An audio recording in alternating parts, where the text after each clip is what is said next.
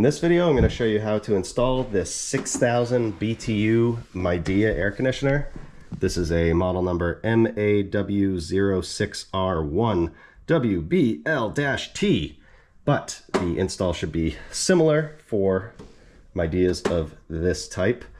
I'm going to take this off, remove this shipping block.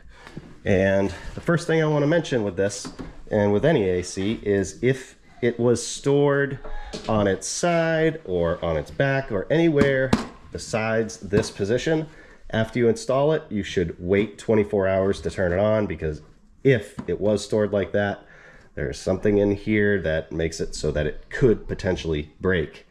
So keep that in mind. And it comes with a couple different pieces. You have a little bit of assembly, but nothing crazy. You have your foam, you have your side pieces here, this piece, and some hardware. This one does come with a remote, and it does have batteries with it. So that is cool. And I'm gonna do this in real time. The reason I do real time is because I like to show you exactly how long it would take, and that it's super easy. I haven't installed this air conditioner, but I have installed many air conditioners, and this should be pretty simple. So first thing we're gonna do is take this right here, this piece. This is going to go on the top of the air conditioner, and there's 4 screw holes, 1, 2, 3, 4 right here. You just want to line those up, and it has a foam piece right here to make a nice seal. We'll set that right there, and the screws for that are right here. And you should only need a screw gun or even just a regular Phillips screwdriver for this. So we're going to get these started, and I'm not going to tighten them down all the way until I get all of them in, so I know that it's in the correct position. 2 and 3, and there's 2 holes here, so we just want to figure out which one this goes in. There you go. It does have 5 screws, so you could put it in there and make your own hole, but I think this is just an extra screw. Once those are all in, we can just tighten these down. Don't go too crazy and strip them out, just snug them up. There you go. Make note that this taller piece goes towards you. That's going to sit against the window sash. And then we can take our side pieces. These are labeled left and right. And we'll start with the right. These, wherever it says right, it goes like this towards you. And we're going to pull this out. And this little strip right here, you can see, is going to get fed into these notches right here. So as you pull this out, just slide this in, make sure they're in there all the way, and you might need to maneuver it a little bit, just like that. And then on the top, this will slide in here like that, and on the bottom it will line up with this right here, just like that. Easy peasy. We'll do the left side, same exact way. Feed these down, just like that. Another one down here, and down there, and then I'll lift this up. In the bottom and the top kind of at the same time. There we go. Now we have those on, all set, and we can put it in the window. So choose your window and take the screen out, or bring the half screen up if you have one. And I'm just going to open this up. This is where you might want another person to help you, depending on your situation. Raise this up, and before you put this in, you You want to put foam here, depending on your sill. I have this lip. You may have a flat sill. So see where this is going to land, and then it'd probably be a good idea to put some foam there. That is this one, and it has a sticky back. You just peel this off, and you can stick that down, but I already have it, so I'll keep this for later. And it all depends on how your window works out. The main thing to keep in mind when you're installing this is to make sure that it has some pitch out of the window. So flat, pitched, and you just want to let it run for a couple hours. Make sure that water is draining out of it. That's the biggest thing. So we can put it in here, and the way it works out with my window is I sit it past this lip. That usually works out. Just like that. Try and center it. Get a good hold on this. Bring the sash down. There we go. Excuse me. Adjust it however you need to. And that looks pretty good. I don't like this though. It's a white cord, kind of weird. Black AC white cord. Then we're going to take these screws and install them on the top here. One right here. Make sure the sash is all the way down. As long as it's pitched, you're good.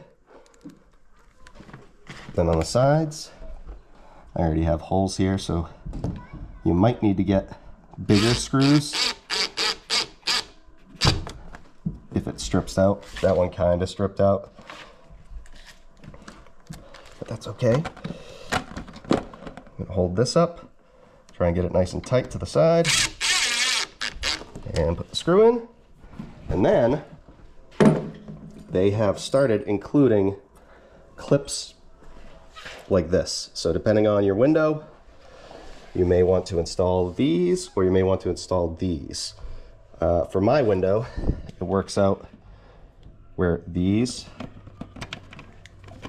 can hook on right here.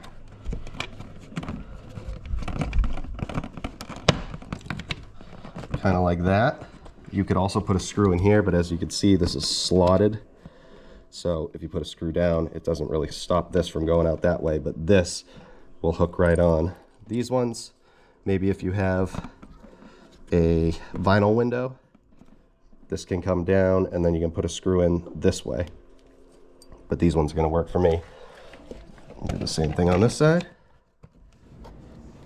I'll grab these screws and install those. I'm just gonna hold this tight towards me and this way. Put that screw in. There we go. And now that's not going anywhere. Same thing over here. Tight to me and tight to the side.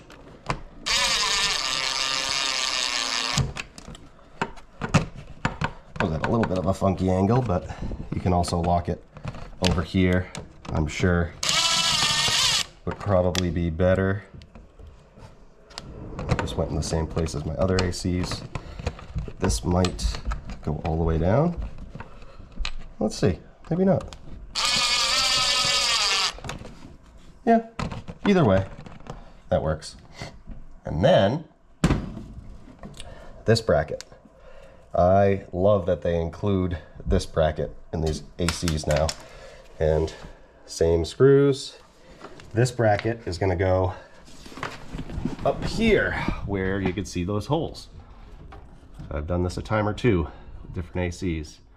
So I'm basically going to push this sash down as much as I can, push the top sash up, and put some screws in there. And this is going to prevent the bottom and top sash from going anywhere, which is a nice little safety feature. Put those in. I can. That. And one more screw.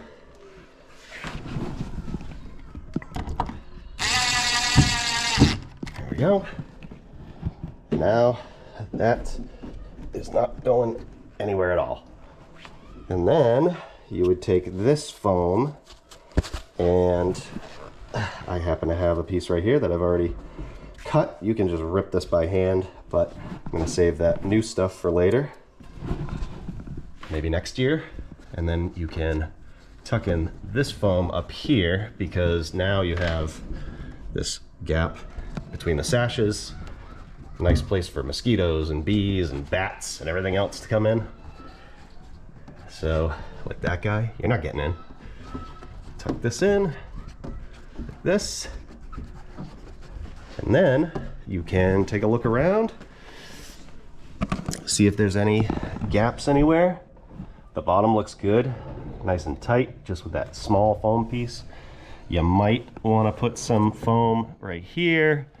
You could probably put some tape if you wanted. If it works out like that, you probably want to seal that up. That's big enough for stuff to get in there. Other than that, you're done. You plug it in, and this has a, I guess it's a GFCI, or this might reset sometimes depending on how much power it's drawing or if there's a problem. So just make sure the green light's on. It'll light up. You can just turn it on and test it out. Like I said, make sure it drains after a couple hours, and make sure it's cooling. Really, that's it. The filter right here, this will let you know when to clean the filter, and the way you do that is there's a little handle right here. Pull this out, and you can rinse this off. You can vacuum it out. You can use some mild dish detergent if it's really bad, and dry it off, and it just goes back the same way.